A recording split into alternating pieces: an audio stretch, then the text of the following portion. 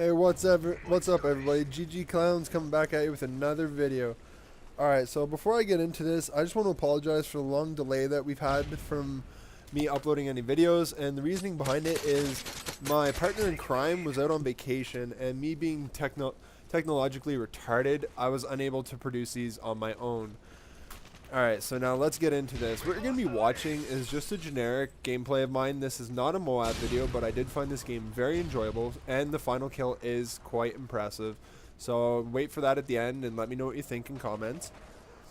Alright, so I've actually had in-game messages as well regarding sensitivity. I don't think I ever got to touch on that yet, and I was requested to make a note of that. So I'm also going to mention right now that what I would advise for sensitivity is what you're comfortable with, but from experience, I would suggest anything from a 3 to a 5 range. And my reasoning for this is 3 to 5 is generally the rate at which an enemy will be moving. So let's say you come out of a corner and you zoom in, 3 to 5 will allow you to keep your aimer like holding it pretty well full strength, and your aimer will just automatically move at his rate and just it'll make your ability to trace your target that much easier. Whereas if you go lower, you will feel sluggish, you won't be able to react, and so on and so forth. And if you go higher, and let's say you're using an assault rifle or an LMG or even a submachine gun at times, performing those long shots or medium range shots with a really high sensitivity becomes more difficult because it's harder to keep your tracer on a target to make those fine calculations unless you are very experienced with that sensitivity. The only time that I would suggest using a very high sensitivity of like 7, 8, 9, even 10 is for one shot, one kill weapons. So that would be quick scopers, even traditional snipers, or even a shotgun, because you really only need to be able to turn around and get that one shot off, make the kill count, and then get out of there. Alright, so let's move on. Quick announcement, I'm pretty happy that the clan I'm in, we finally achieved our level 50, so that's exciting. And I've managed to get my kill death ratio in team deathmatch up to a 5.16. So I've been having a lot of fun with the game, and I just thought I'd share that with you guys. Alright, so let's begin. In this video, I'm going to try to give my opinion regarding weapon attachments. Alright, so with assault rifles, the first one is a red dot. As you can see in all my videos, this is my favorite choice. My reasoning for this is, it's very low clutter on your screen. When you zoom in, it does not block your view at all.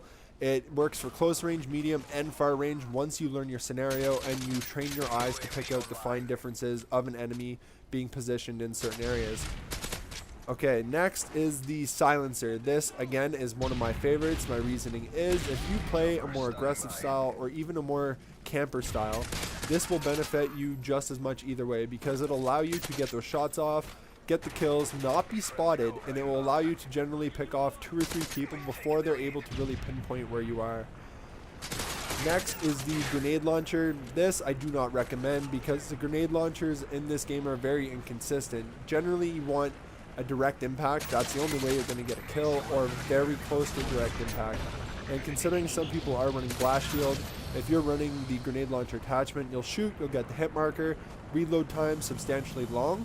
They will have ample time to get their aimer on you, focus you down, get the fire out, and you will die most of the time. So for that reason, I do not recommend it. Next is the ACOG scope. This is your preference, however, I do not suggest it, and my reasoning for this is that compared to the red dot, the ACOG does bring substantial screen clutter, and there is no real need to have to zoom in these type of maps. The maps aren't really that big, and I find in every circumstance a red dot is more than enough to get the job done. Next is a heartbeat. Again, I do not recommend this unless you're playing a very objective-based setting like Search and Destroy, where every kill really counts. Heartbeat, it slows you down, it's a heavy attachment. Secondly, it's a very big distraction. You will be paying way too much attention to trying to track their movements via the dots on your heartbeat, rather than keeping your eye on your player, what your player is seeing, and reacting to what's happening in front of you. Next is the holographic. Again, compared to red dot, I do not see its substantial benefit, as it comes with much more screen clutter as well. When you zoom in, it has a much wider base, it's solid black, and it just blocks much more than the red dot does, and therefore, I just do not see what would justify using it. Next is the shotgun attachment. This, again, your preference. I don't recommend it because upon using it when I have, it's very inconsistent, the damage just isn't there, and it usually won't secure the kills you need. Next is the hybrid. with the hybrid sight, it's for the assault rifle, it's an attachment between the ACOG and a red dot. And this I do not recommend, because if you have them both attached, it is decent. But again, there's no need when a red dot will get the job done no matter what. And let's say you're using it and you switch to just the red dot and you flip the ACOG to the side. What this will do is this will create a ton of screen clutter on your bottom right hand of your screen. And even when I did try it, the enemies are able to creep up on you a little bit more, because when that's flipped out, you just aren't able to see as much of your screen as you should be able to otherwise. Next is extended mags. This is a great choice if you're okay going loud, or if you're okay without the red dot. Having those extra shots is very good, especially if you get in tight situations where you have 3 or 4 targets and one clip may not be enough to do it. So that is something you should pay attention to. Thermal, again, a very good choice depending on your enemies. Me, I never rely on this because I myself am a big fan of cold-blooded, or assassin, my apologies, of assassin, which will make you invisible to it. And seeing that I see the benefit in that, I expect many others to be using assassin.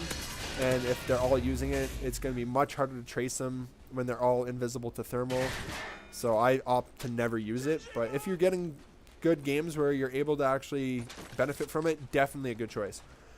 Next is rapid fire. This is only selectable on, or you're only able to select this on certain assault rifles, such as the semi-automatics and the single fire, which are the Type 95, the M16, and the MK14.